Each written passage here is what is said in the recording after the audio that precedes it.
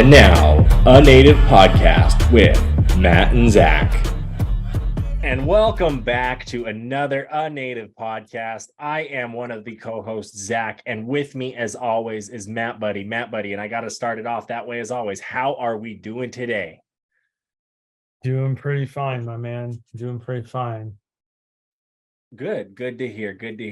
I hear the sun is out there in the Pacific Northwest. That's not something you get much of. You get, 300 days of rain, something like that up there. So I totally see that. You see it right behind me there. It's nice and bright. So nice, good day. Yes, very much. Yeah. And then I heard this week for us, you have another fact, a fun fact coming from Matt. I'm curious to hear what that fact might be, Matt.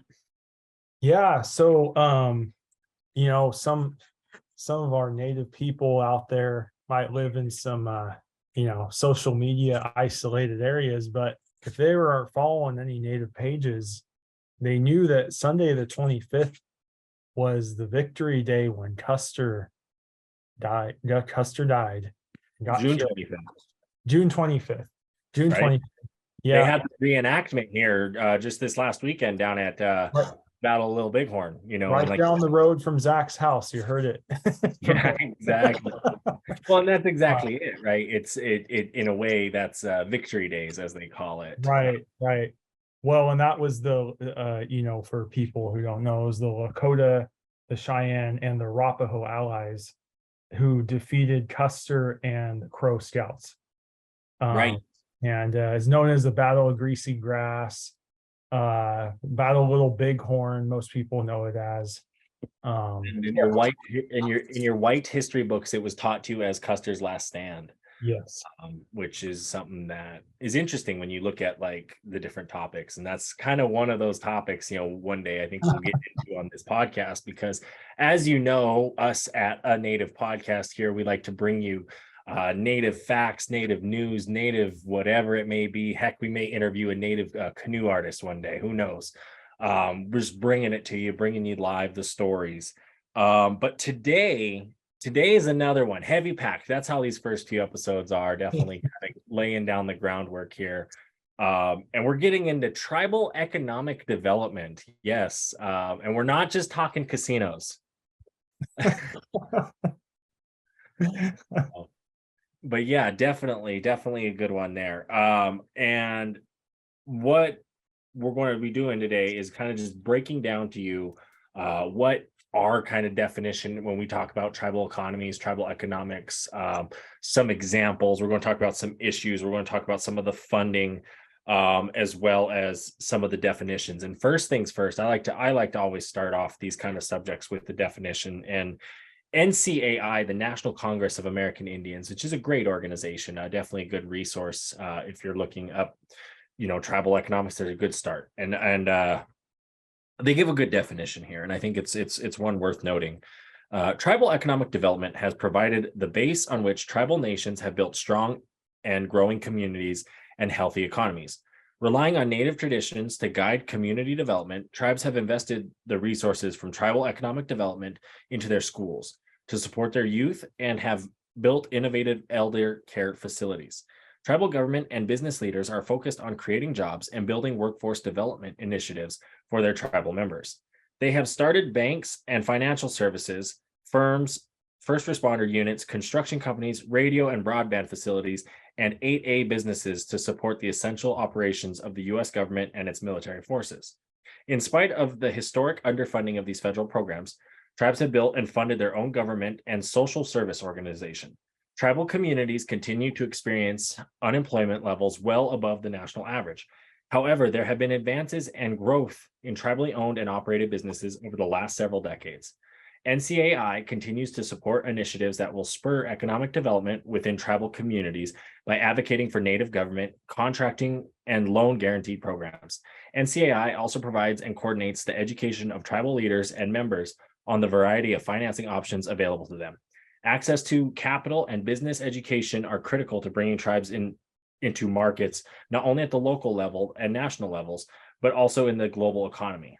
NCAI is committed to pressing multiple federal agencies to collect and compile a list of federal programs and financing options available to tribes, and to coordinate meaningful consultations between federal government and tribes to improve methods of educating and improving tribal participation in these programs.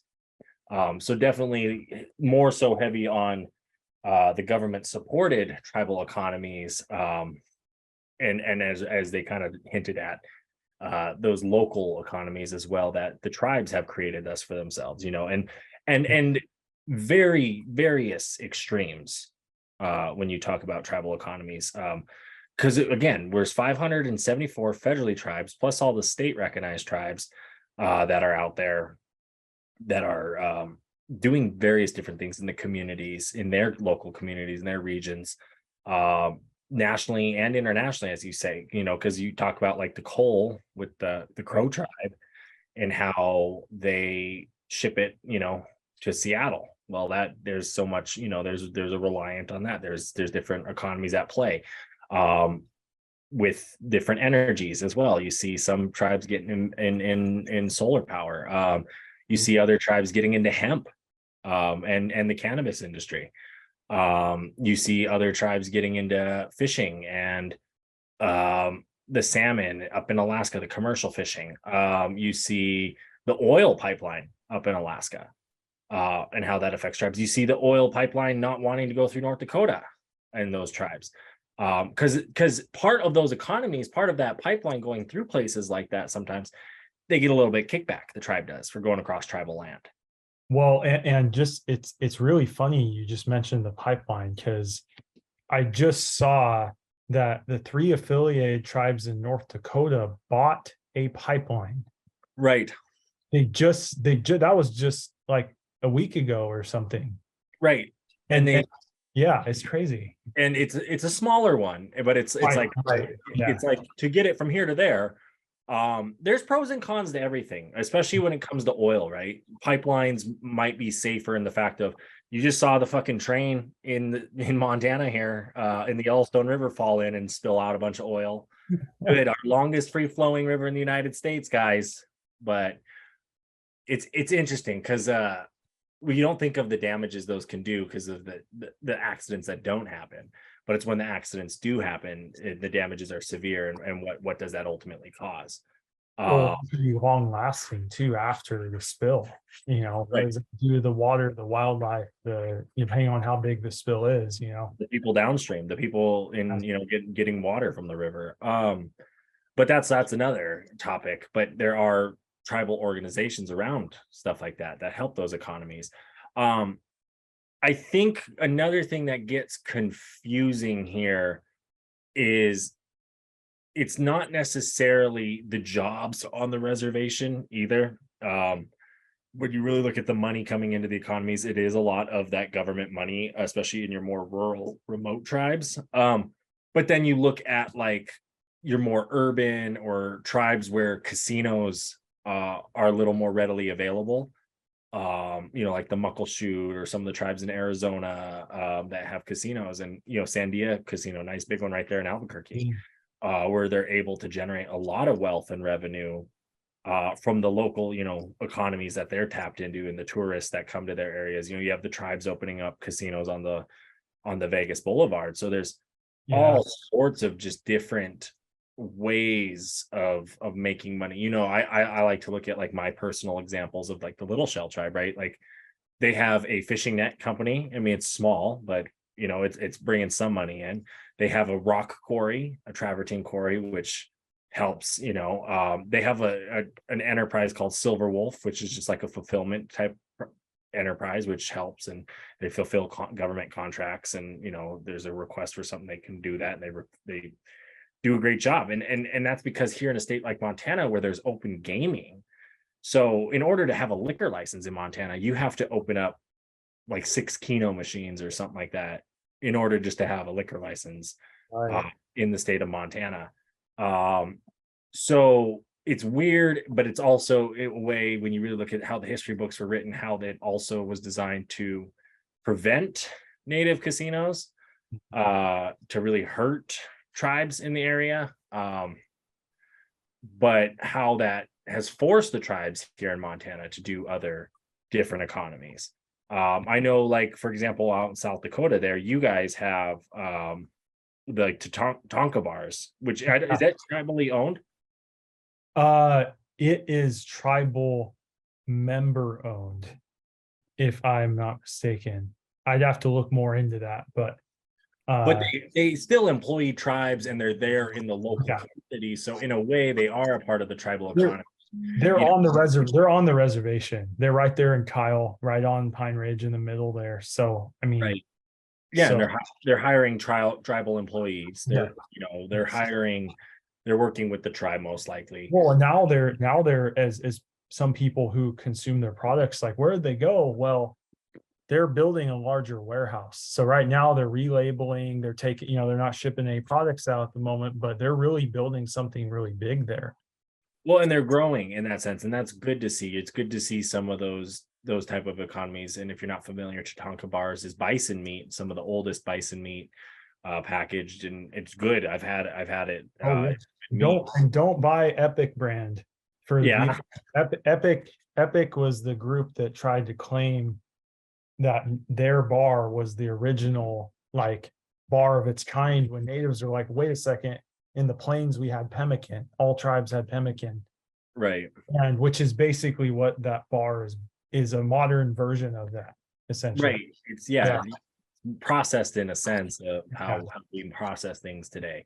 Not necessarily processed, but it's yeah. gone through a more modern process of packaging and flavoring and whatnot.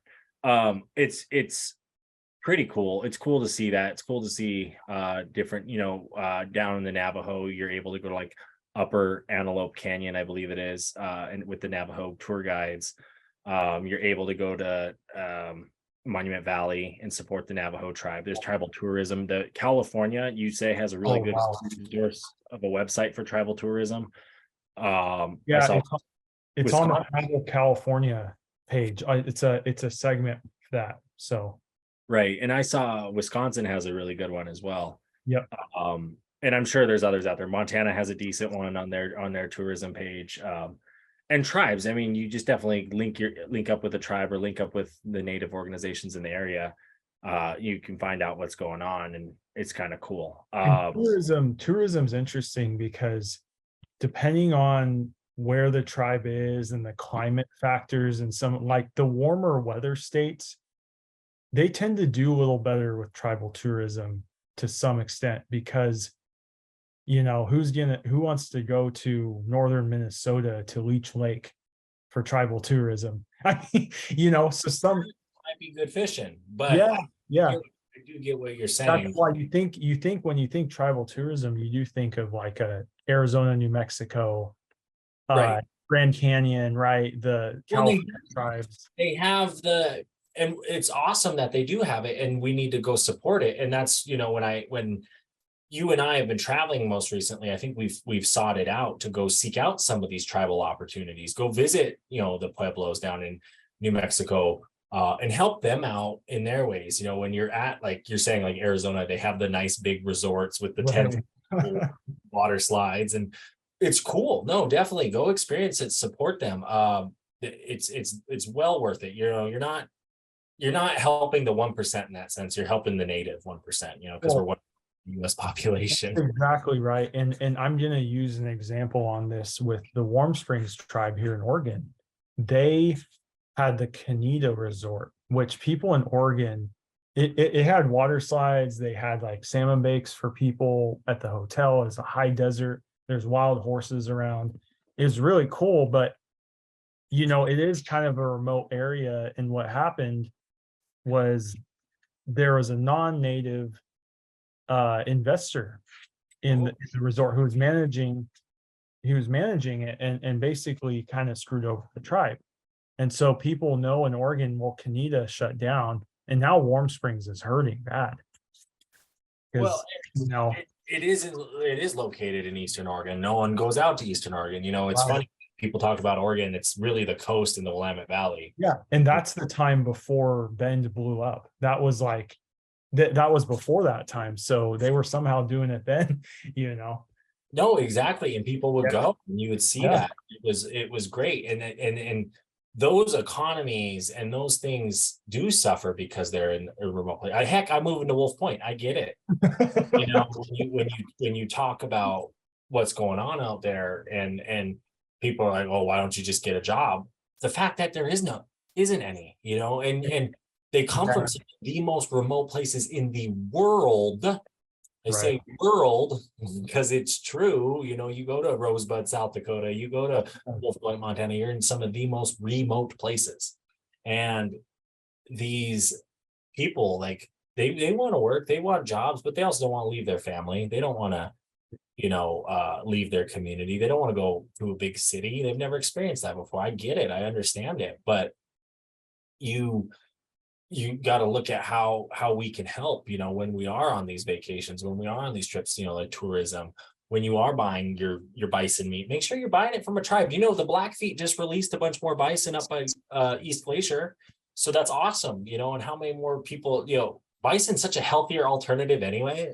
Like, that was really, I shared that article earlier today, and that was so great to see, just like right there below the mountains and those where plains start. It's like, in some ways they are trying to, there's parts of traditional ways they're trying to go back to, and they're like, yeah, these are things that will sustain us too in the future, as they always have.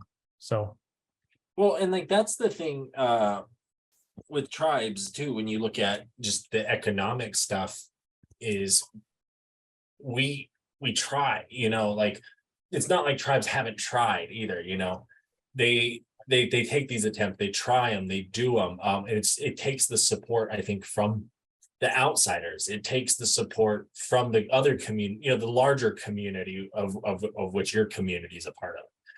Like you're saying, like, go and support where you can, go get the healthier meat options where you can, but make sure you're doing it the right sustainable way. But managing the bison, like, bison were a lot more wild than what they are in Yellowstone, I think. Oh yeah. But in a sense, they were also managed and farmed by the tribes. You're talking all the millions of people out on the Great Plains with the bison. They knew where the bison was at. They were following it. They were communicating with other tribes. It's all their trade networks, right, and whatnot. So it's like, we know what we're doing in certain things. You look at like fire.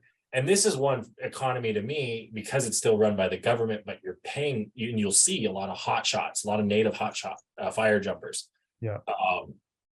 When they are out in these communities, they're doing that. Like, I almost think, like, why not just turn it over to some of the tribes to run some of these forests? Because in a sense, we've been doing it for thousands of years, running these forests. Yeah. The lightning's not new. No. It didn't come with the white man. Yeah, and that's, they've really, in the West Coast here, they've really took the knowledge from those Northern California tribes and really implemented it, and it's been beneficial to some forests, as preventative. Yeah. Look at Mescalero, New Mexico. Look at Northern California. Look at Montana. Look at Alaska. Look at the tribal people of those areas. There's a lot of young male and female, you'll see both, firefighters. Yeah. And specifically wildland firefighters. Right. Ray, he was a wildland firefighter. His dad still is. I know a guy that does it for Warm Springs. He lives in Corvallis. Exactly. He's It's native. good money. It's good job. It's good to see our native people doing that. But it's one of those things, when you look at it, like, when you look at some of, like, hey, how can we help these economies? Because some of them are struggling and some of them are in these rural areas. It's like, right, why don't we give them some land management opportunities? Because ultimately that's something we've been doing for thousands of years. And you do see it, like, with some of the national parks, how they're partnering with tribes and getting tribal speakers and tribal people involved, And now we'd like to take the time to introduce you to our new segment, Music on a Native Podcast. Here we will feature songs by Native American artists. And this week, a heartbeat drum song by Eulali.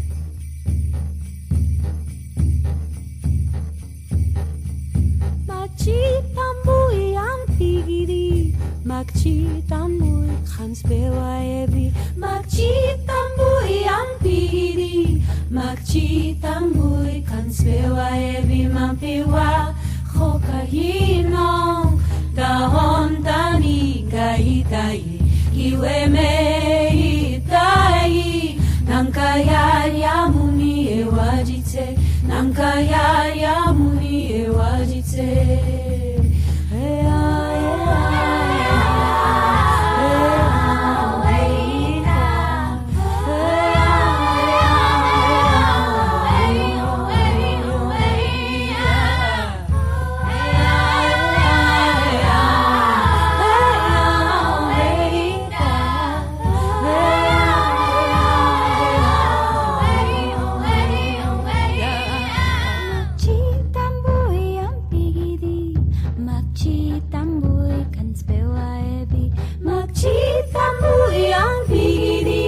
Magchitambui kan spewa ebi mapiwa kokayinong dahon tani gaitai iwe meitai nankaya muni ewajite nankaya muni ewajite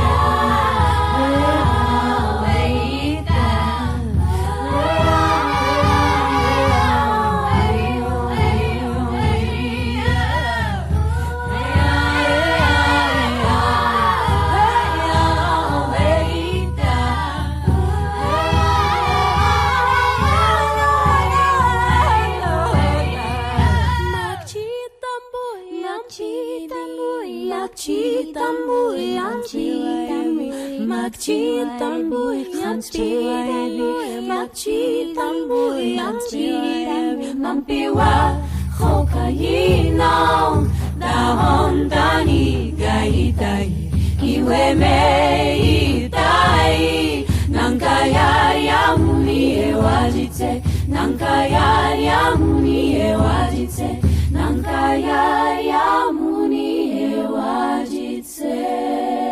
Casinos, I think, is, to me though, when you look at economies, the majority of folk dive into. Right. I think when they get into casinos, they think, oh, all natives have casinos, that's where you get your money. Well, no, a good chunk have. But that to me is because tribal gaming, as what it is kind of what helped really give a good kickstart for tribal economies. You know what I mean? That was the starting point. And a lot of them we mentioned before, they started as a little bingo hall. And like some of them blew up into some of the biggest resorts in the country. Exactly. And some of the funnest resorts. Make sure to put the fun in there. I know people get scared of coming to reservations. You gotta make sure they're fun. And what's really nice is that some tribes have really tied tourism into the casinos because they'll even design their hotels like coastal Northwest style and Tulalip, right, with the fountain and then they serve their local foods even too. They give people the whole experience of like, hey, this is what it's like. This is our culture. Well, and you see the histories too sometimes even in the casinos. You see, like down in San Diego, we saw the pottery. Up in Cowlitz, they have some of the like wooden hats and the paddles. When I was at Menominee, they had some of this the white birch bark baskets that were really, really cool. And to get into that, and it's cool to see kind of like that's where it starts. And the National Indian Gaming Consortium, I believe that's Indian Gaming Commission, not consortium, commission, gives a good history here. And I'm gonna read that history on Indian gaming. Tribal gaming, as we think of it today, dates back to the 1970s when a number of Indian tribes established bingo operations as a means of raising revenue to fund tribal government operations. At about the same time, a number of state governments were also exploring the potential for increasing state revenues through state-sponsored gaming. By the mid-1980s, a number of states had authorized charitable gaming, and some states were sponsoring state-operated lotteries. Although the government-sponsored gaming was an issue of mutual interest, tribes and state governments soon found themselves at odds over tribal gaming. The debate centered on the issue whether tribal governments possessed the authority to conduct gaming independently of state regulation. Although many lower courts affirmed the tribal view in early cases, the matter was not finally resolved until 1987, when the U.S. Supreme Court confirmed the inherent authority of tribal governments to establish and regulate gaming operations independent of state regulation, provided that the state in question permits some form of gaming. California v. Cabazon Band of Mission Indians, 1987. Congress took up the issue of tribal gaming and conducted a series of hearings, ultimately culminating in the passage of the Indian Gaming Regulatory Act of 1988. Embodied in the act was a compromise between the states and tribal entities. The states were offered a voice in determining the scope and extent of tribal gaming by required tribal state compacts for Class 3 gaming, but tribal regulatory authority over Class 2 gaming was preserved in full. The act further provided for general regulatory oversight at the federal level and created the National Indian Gaming Commission as the primary responsible federal agency. Enacted in 1988 as Public Law 100-497, the Indian Gaming Regulatory Act established the jurisdictional framework that presently governs Indian gaming. The act established 3 classes of gaming with different regulatory schemes for each. Class 1 gaming is defined as traditional Indian gaming and social gaming for minimum prizes. Regulatory authority over Class 1 gaming is vested in tribal governments. Class 2 gaming is defined as the game of chance, commonly known as bingo, which may include the use of electronic, computer, or other technological aids. And if played in the same location as the bingo, pull tabs, punch boards, tip jars, instant bingo, and other games similar to bingo. Class 2 gaming also includes non-banked card games that are games that are played exclusively against other players rather than the house or a player betting against the bank. The act specifically excludes slot machines or electronic fast smiles of any game of chance from the definition of Class 2 games. The tribe possesses the authority to conduct, license, and regulate Class 2 gaming, so as long as the state in which the tribe is located permits such gaming for any purpose, and the tribal government adopts a gaming ordinance approved by the commission. Tribal governments are the primary regulator for Class 2 gaming. The definition of Class 3 gaming is extremely broad. It includes all forms of gaming that are neither Class 1 nor Class 2. Games commonly played in casinos such as slot machines, blackjacks, craps, roulette, and clearly fall into the Class 3 category, as well as electronic fastest smiles of any game of chance. Before any tribe may lawfully conduct Class 3 gaming, the following conditions must be met. First, the particular form of Class 3 gaming the tribe wants to conduct must be permitted in the state in which the tribe is located. Second, the tribe and the state must have negotiated a compact that has been approved by the Secretary of Interior. The Secretary must have approved regulatory procedures, and a third, the tribe must have adopted a gaming ordinance that has been approved by the chair of the NIGC. The regulatory scheme for Class 3 gaming is more complex than a casual reading of the statute may suggest. Only tribal gaming is regulated to such an extent. Non-tribal gaming is only regulated by state authorities.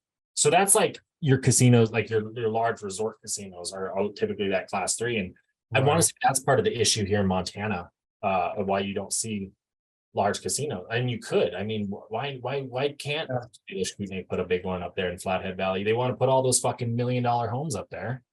Well, and then you mentioned all the classes, right? And this is, people ask, why does this tribe have 2 casinos? Because they play the legal loopholes with the classes of casino. Well, you're not only jumping through your own treaty / tribal what you can do, right? Because you have your tribal government that's like, no, don't build on that land, build on this land. You know, like you do, like you get that shit. And then you have the state. And like I said, you take a state like Montana, who is run by a bunch of assholes when it comes to how they work with tribal nations, versus like Arizona, where it's like, there's a really good gaming commission within the state of Arizona itself. Right. You know, Washington has a decent one as well. Yeah. You know. Yeah, I know here in Oregon, the Coos Lower Umpqua Siuslaw tribe, their headquarters are in Coos Bay. Right. Their primary casino is Three Rivers Casino in Florence, Oregon. But they have a second, it's a very small one in Coos Bay that they just built. And it's like, how are they able to have 2? Well, they've been playing the loopholes because that second casino is a certain class of gaming. Right. Like, you might not have the table games, but they just have slots in there in a restaurant or something. You know, Oh, here's one too I'm reading, because Congress.gov also has the S section 555 Indian Gaming Regulatory Act, which is what was passed in 1988. And right here, you're kind of going on an interesting kind of example right here is excludes gaming from lands acquired by the secretary for an Indian tribe after enactment of this act, unless such lands are within continuous to the boundaries of a reservation on the date enactment of this act. The tribe has no reservation on the date of enactment, or the secretary determines gaming establishment on newly acquired lands that would be best interest for the tribe. Makes special provision for certain lands of the St. Croix Chippewa Indians of Wisconsin and certain interests of the Muskogee tribe of Indians of Florida.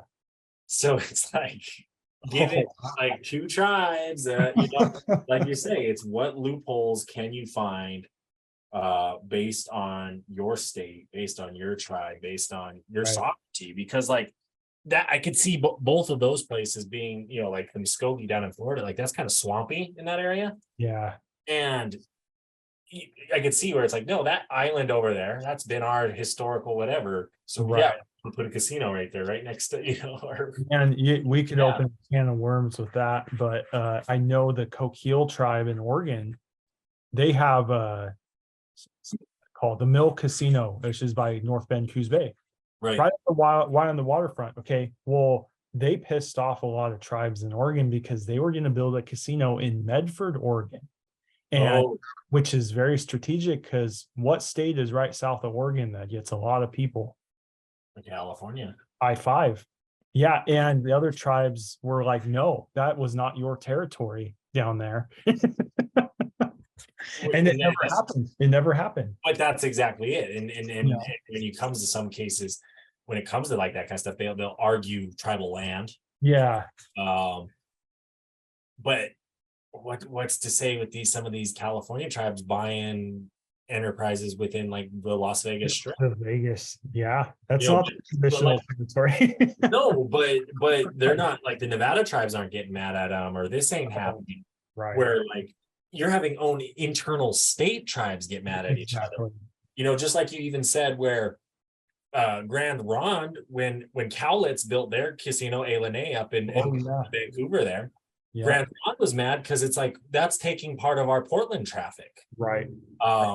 So you have competing entities, I'm sure down in Arizona, same thing, in New Mexico, same thing, right? You see the billboards there, and that's where I guess it gets into some of these resorts being as bougie and nice as they are, having the ability to bring in, larger talent and music venues and stuff like that. Because that's another thing we don't even think of. Like, take like the Four Seasons in Great Falls, Montana, where the Little Shell tribe, our tribe is, and I've said for years, we need an event center in Great Falls because it's a horse fucking arena. Four Seasons is a horse arena. Like you need like some sort of just like multi-purpose arena that cities have of that size.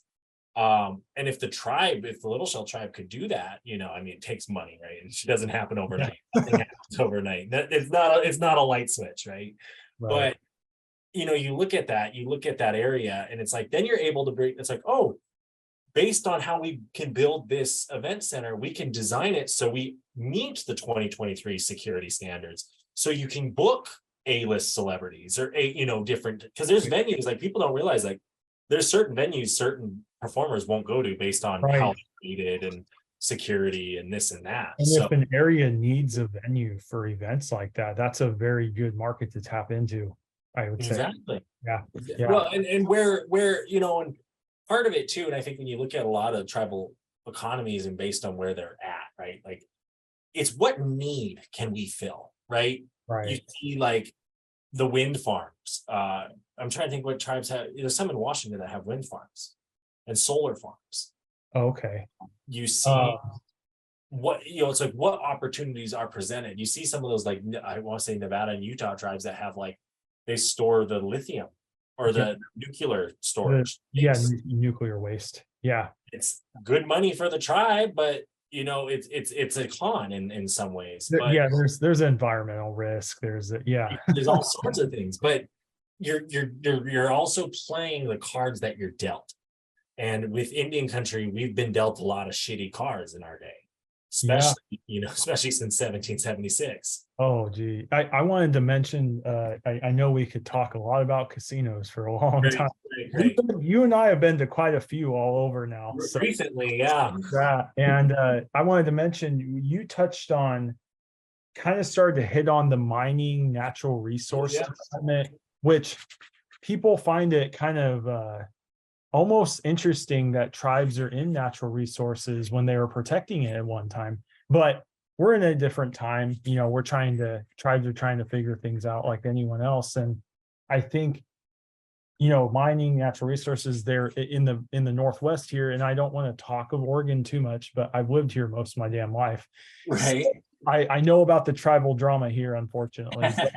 But the timber industry, tribes, they contract with logging companies to sustainably log their land. And this is coastal Oregon and Washington, even Northern California, is a big part of their, Grand Ronde, that's still a big part of their economy too.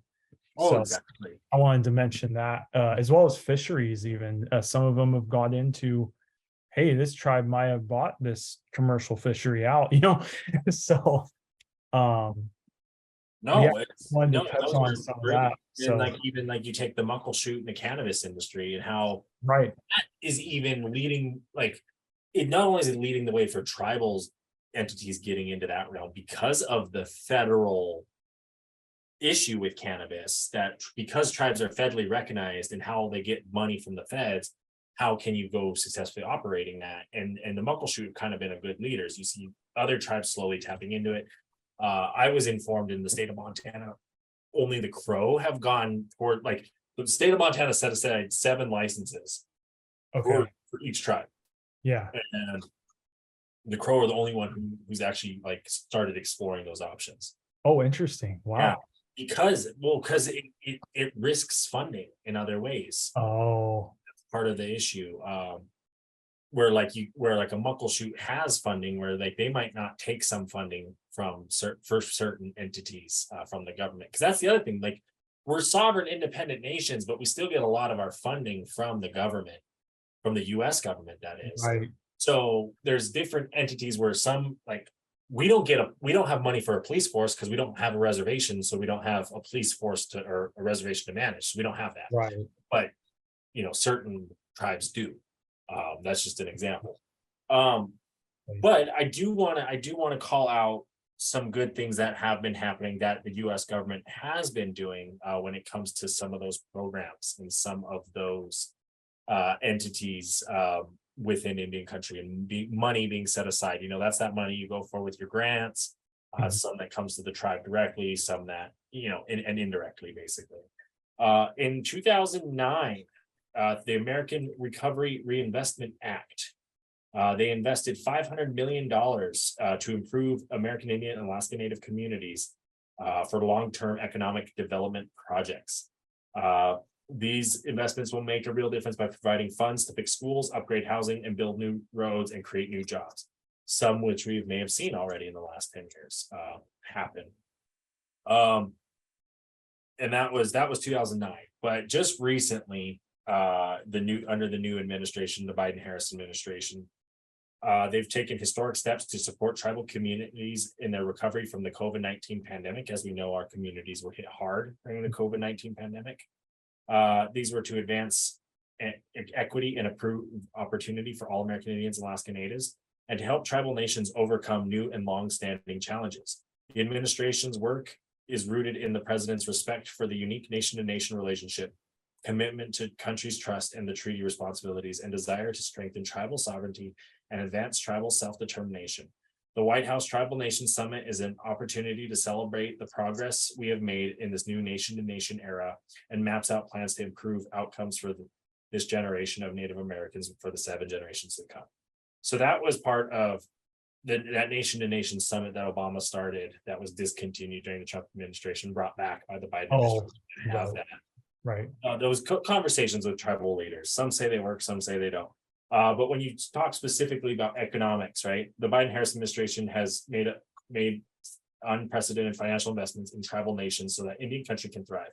By prioritizing tribes in all of our economic recovery and development efforts, the administration is laying out the foundation for robust tribal economies, making healthcare more accessible, expanding early childhood education, modernizing infrastructure, and advancing climate resilience. In March 2021, the president signed the American Rescue Plan ARP Act, which made the largest single federal financial investment in Native communities in the history of the United States. The ARP is helping the country recover from a world-altering pandemic with 1.9 trillion in investments, including 32 billion devoted specifically to tribal communities and Native people.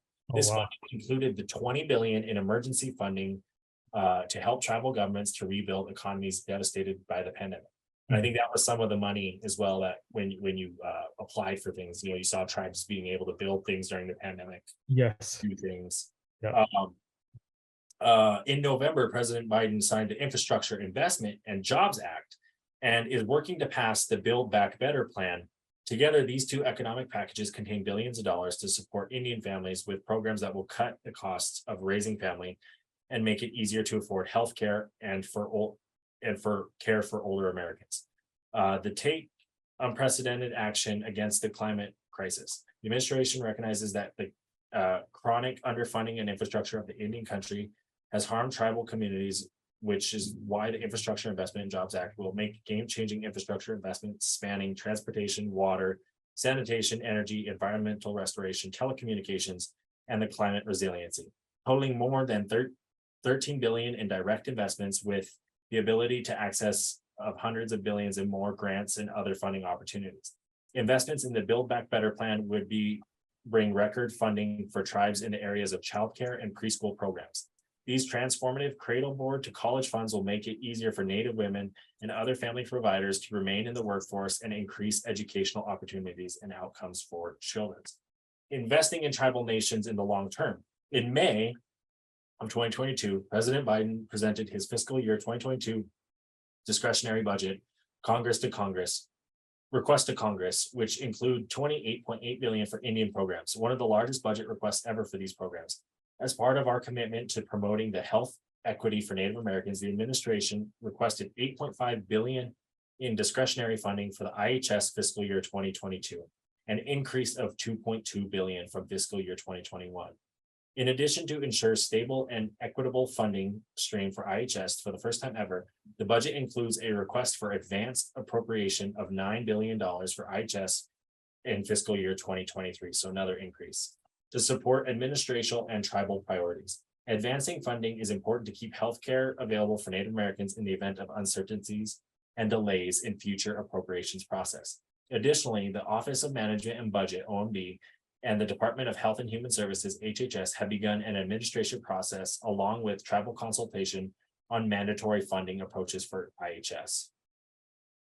Did you know there's a new Native apparel company? No, I did not. It's called Shop LS 574, named after the 574 federal tribes and the Little Shell descendancy of its founders. Wow, that's really cool, man. It is. It is becoming a spot to order Native apparel by and for Natives, working with Native designers and teams to help best represent Indian country. That's awesome, dude. For sure. Now make sure to go pick up some Native podcast swag as well as other Native gear while shopping at shopls574.com.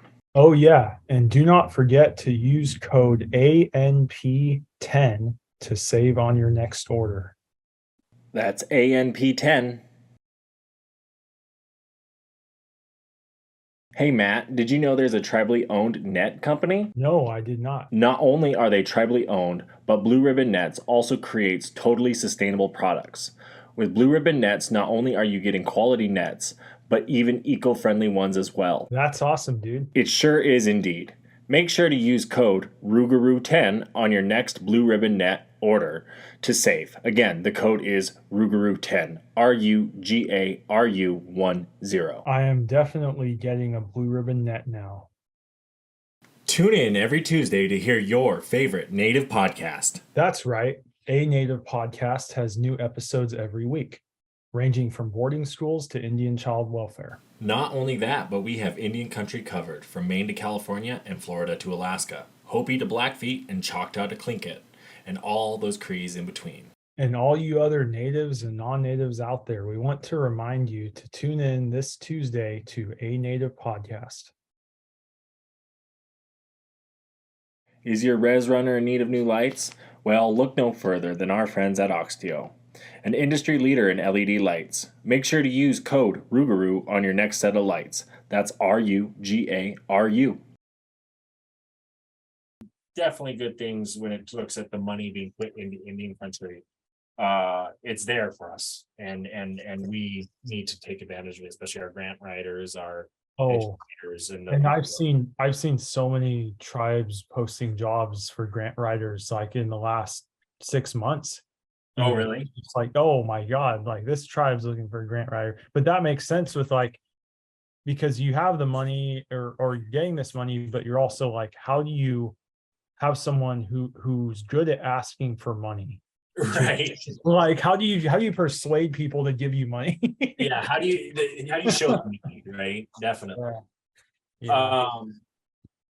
But with that, I mean, and why is there a need, right? And part of that need is the issues. And the GAO, I don't know what that stands for, did a study, and it was published August of 2022. It's called the Tribal Economic Development. Action is needed to better understand the extent of federal support. Some of the fast facts are, historically, tribal communities have had higher rates of unemployment and poverty than other communities.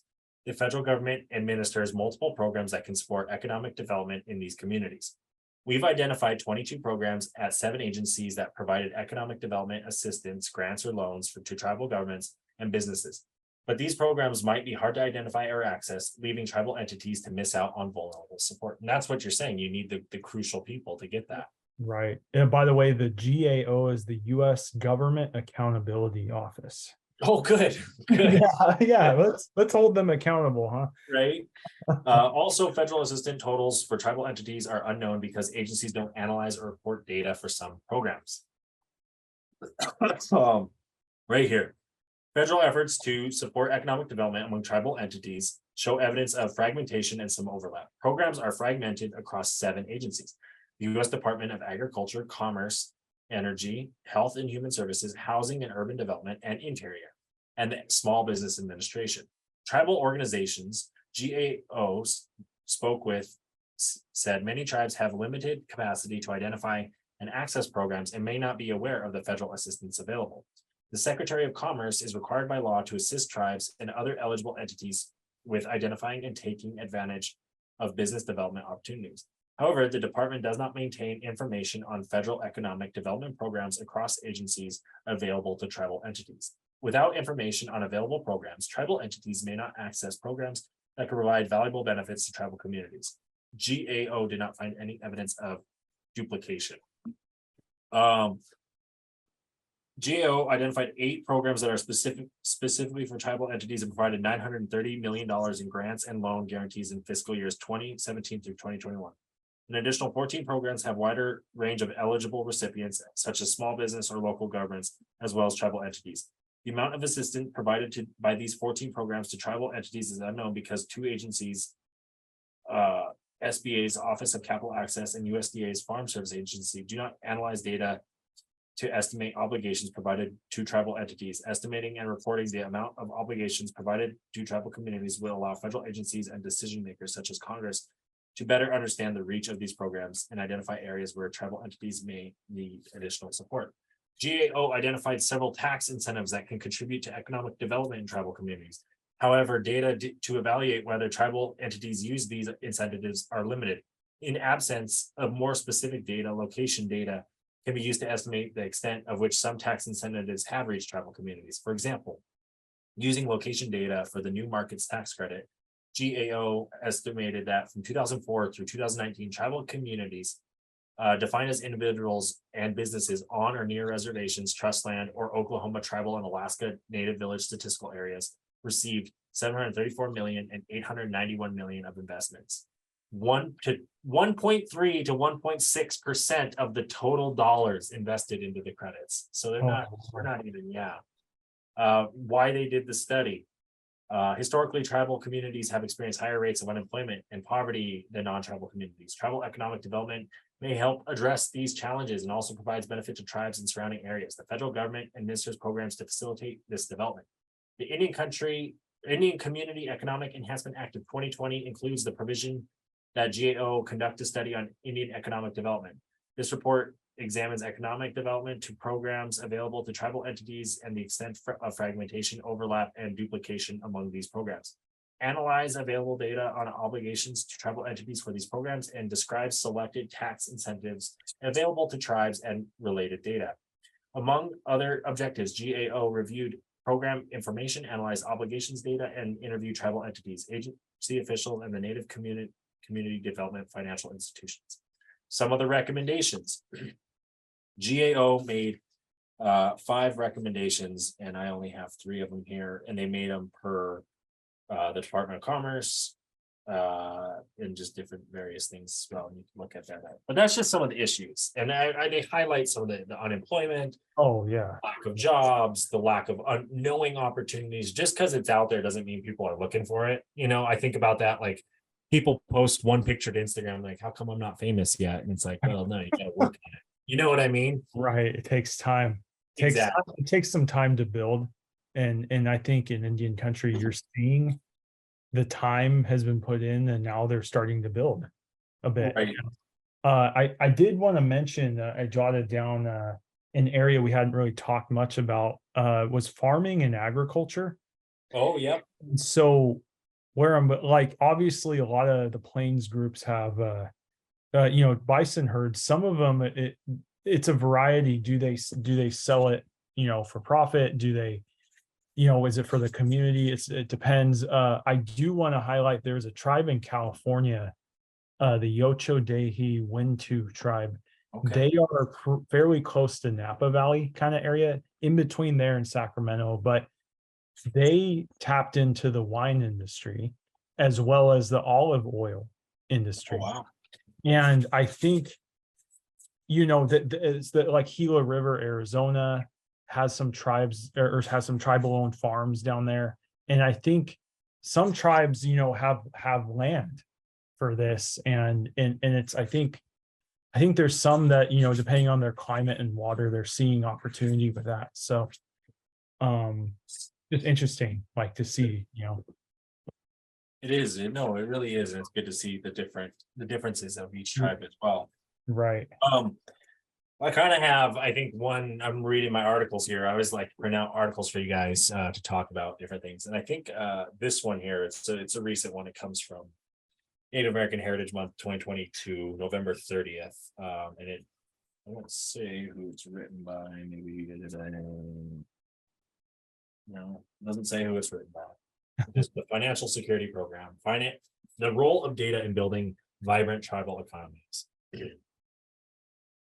Well, it's nice to believe that love makes the world go round. It's actually data. Data is the North Star by which government and private sector make decisions. The guiding force behind who gets access to resources critical to healthy, thriving communities. Data is the lingua franca of investors and policymakers. This is why today's lack of publicly available businesses and economic data about tribal communities is concerning, but not surprising.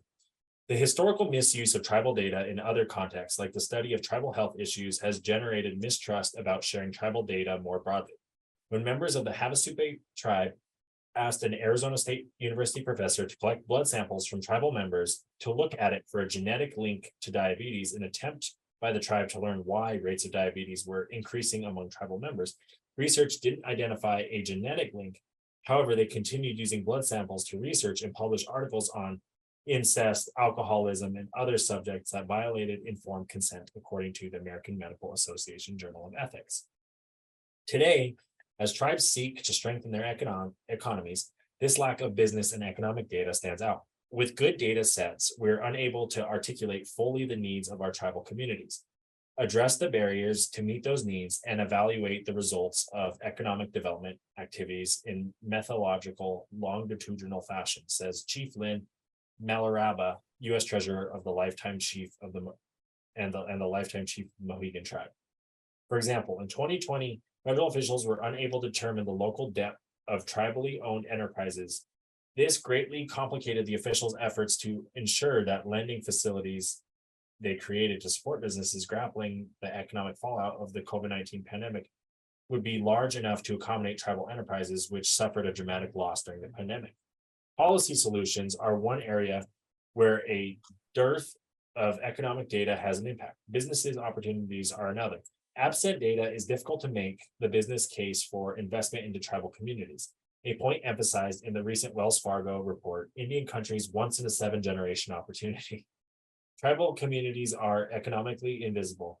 If we can develop tribal businesses and economic data reporting that accommodates tribal data sovereignty considerations, this solution could attract more investment businesses that focuses on Indian country, says Dawson Hermany Horses, head of Native American banking for Wells Fargo and an enrolled member of the Rosebud Sioux tribe.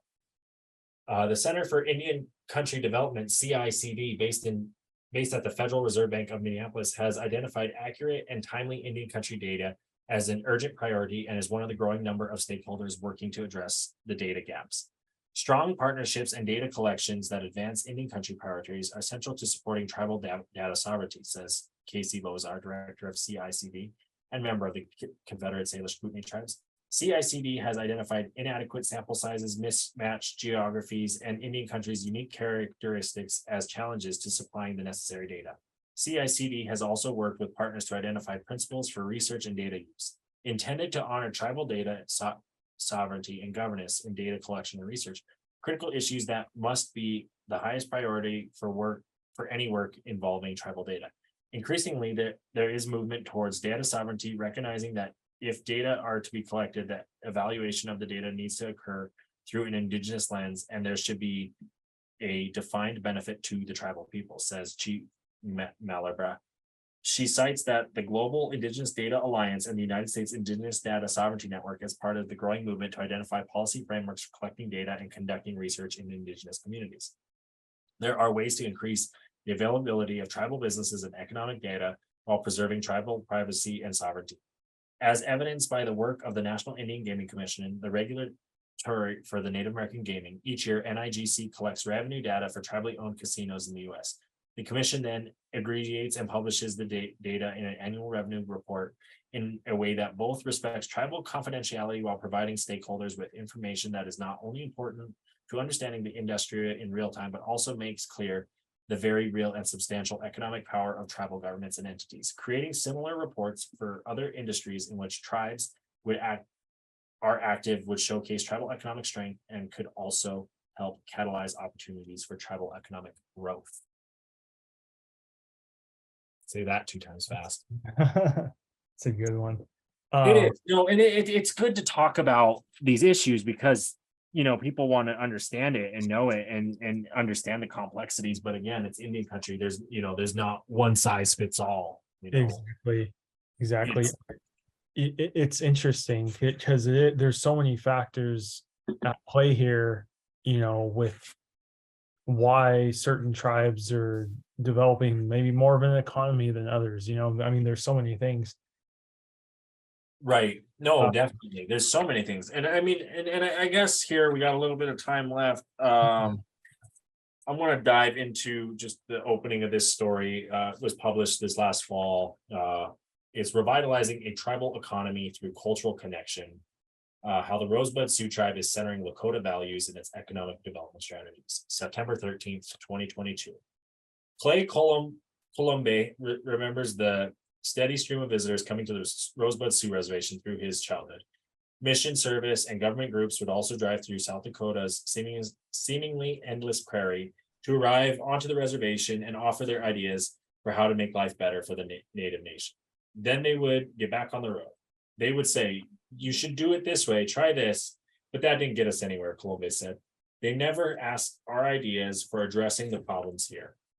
Now Colombe, a tribal citizen, is the chief executive officer of SICANGU, SICANGU Co., the tribe's economic development arm. That one got cut off in the printer. That means decision-making priorities, Lakota values, including family, kinship, and a connection to the world with everything in it. With the help of an ongoing planning partnership with the U.S. Economic Development Administration, Singanku Co.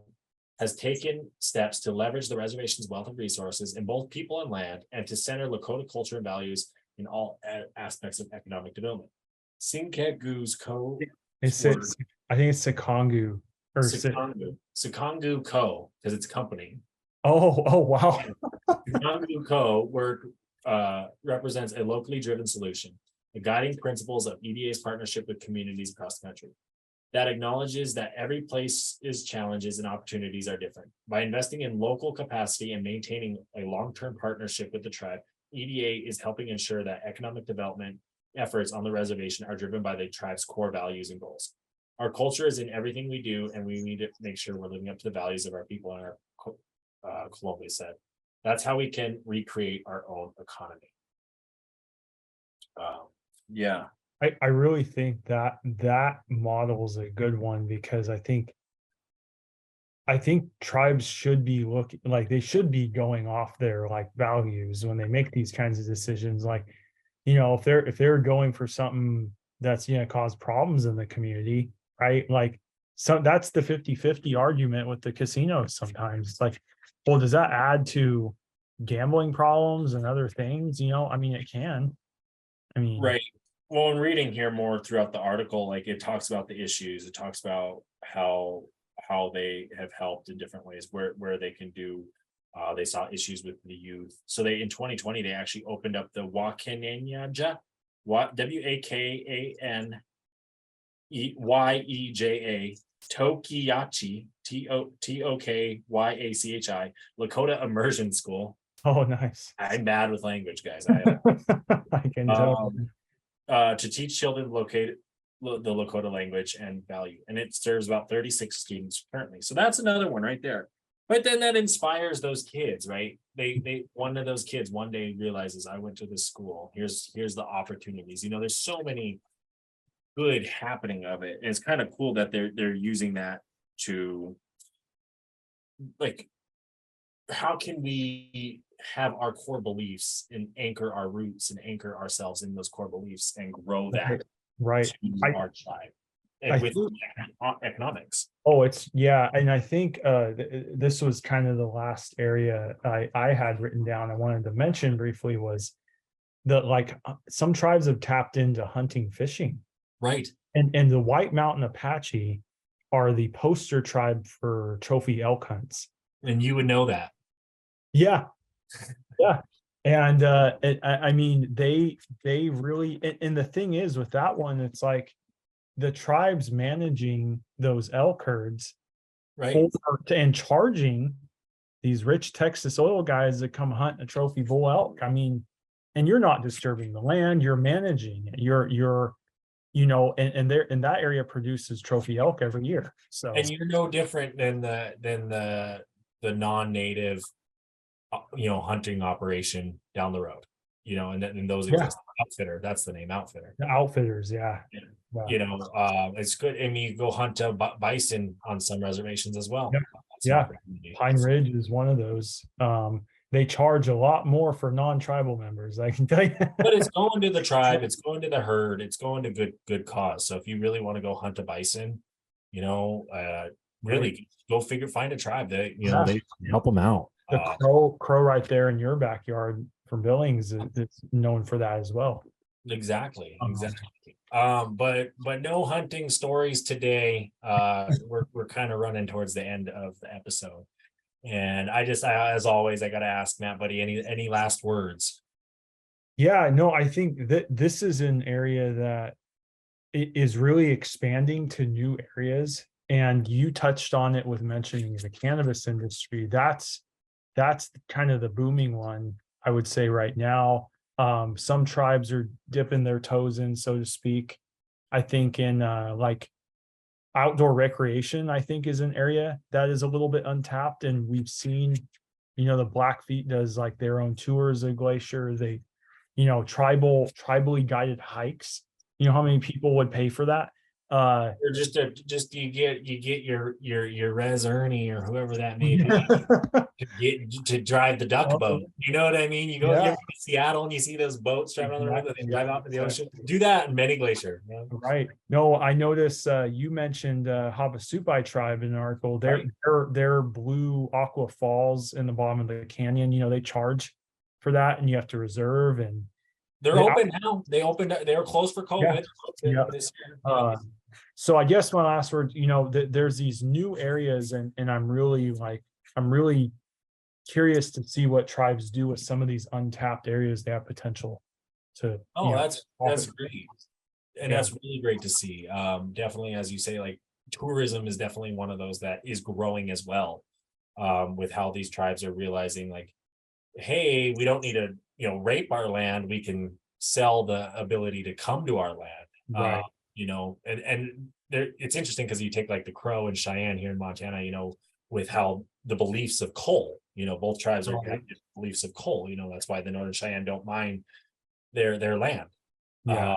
Which is fine. And over time, we're realizing that tourism is like, hey, come see this cool canyon. Come walk out on this glass staircase out on the Grand Canyon, because you're able to do that in these tribes. I would love to see, and I think Trees of Mystery is owned by the Yurok tribe. I'm not 100% sure, but there's an affiliation somehow. But like, how cool would that be if the Yurok tribe in the Redwoods had a bunch of like those walkways for people to go on and charge, Exactly. different things these tribes can get into and do as that tourism bubble, it grew during the pandemic. We saw that tourism bubble. And it's just kind of, it'll pop, but where does it pop at? Where the ring doesn't go down. Right. Oh yeah. But definitely going to check more of that out this summer. Hit up tribes where we can, support the economies where we can. But until next time, bye-bye. I know ballers, I know chiefs, I know riders from the east, I know educated natives down to picket in the streets, middle fingers to police, fuck you, we come in peace. I know red-skinned hippies that be giving me the creeps. I know beauty, I know beach, I know savages and freaks, and I know a couple cousins even bougier than me. No, ain't elite, bougie native, yes indeed. Art exhibit to the club, and we roll it 20 deep. Copper on my neck, gold on my ring, feather on my hat, skin stitched chin, 100 warriors on my back, they be drumming when I sing, man there ain't no way around it. A Native Podcast is produced by G&G Advertising and Quartz Lake Productions.